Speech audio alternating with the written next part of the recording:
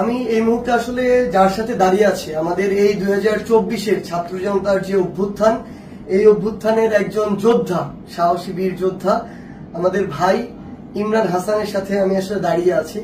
আসলে এই অভ্যুত্থান যে কিভাবে অর্জিত হয়েছে আমরা খুব মন ভোলা মানুষ, আমরা খুব দ্রুত ভুলে যাই। আসলে আমার এই ছোট্ট ভাই ইমরান হাসান, হয়তো তার বয়স আসলে এখনো 10-এর ঘরে হবে অ্যারাউন্ড, সেই জায়গা থেকে 5ই অগাস্ট যখন খুনি শেখ হাসিনা এই দেশ ছেড়ে পালিয়েছিল 12টা 1টার দিকেই, এই আমার ভাই ইমরান হাসানকে সাভারের বাইপাইলে 3:30টা থেকে 4টার দিকে তার মাথায় গুলি করা হয়। এবং তার আপনারা যদি দেখেন যে তার মাথার দুই পাশে, আপনি যদি সামনে থেকে শুধু একটু নেন তাহলে দেখতে পাবেন তার মাথার এই অংশের খুলিও নেই, এই খুলিটুকু নেই, মাথার এই অংশের খুলিটুকু নেই, শুধু মাঝে এইটুকু আছে আর নিচের দুই পাশে। এই দুই পাশের খুলিটুকু খুলে আপাতত মেডিকেল কলেজে রেখে দেওয়া হয়েছে। তার মাথার যদি আপনারা দেখেন এই যে ক্ষতর চিহ্ন, এই ক্ষতর চিহ্নটি যদি আপনি দেখেন মাথার এক পাশ থেকে শুরু করে অপর পাশ পর্যন্ত।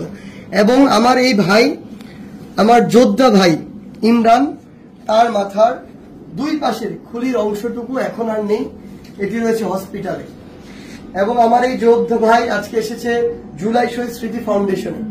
এবং সবচেয়ে বড় কথা হচ্ছে আমার এই 10 বছরের ইমরানের মতো ভাইরা আমার যখন এখন পর্যন্ত গুলির আঘাতে তাদের মাথার খুলি হারিয়ে এখন ওই মাথার খুলির অংশ ছাড়া বা ওই খুলিটি হসপিটালে রেখে শুধুমাত্র এভাবে হাঁটতে হয়, যখন আপনি তার চামড়ায় স্পর্শ করবেন আপনার হাতে তার মগজের নরম স্পর্শ লাগবে।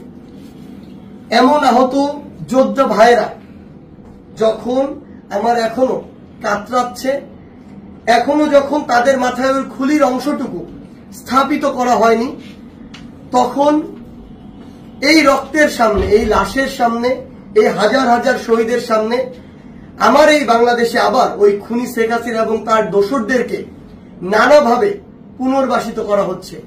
রাজনৈতিকভাবে নানাভাবে তাদের মধ্যে একাত্মতা ঘোষণা হচ্ছে। আমি শুধু আপনাদেরকে একটি জিনিসই বলতে চাই, আপনাদের মধ্যে যদি ন্যূনতম বিবেকবোধ থাকে তাহলে আমার ভাই ইমরানের এই চেহারাটা চোখের সামনে রেখে আজকের পর থেকে ওই খুনিদের সাথে আপনারা কখনো হাত মেলাতে যাবেন না।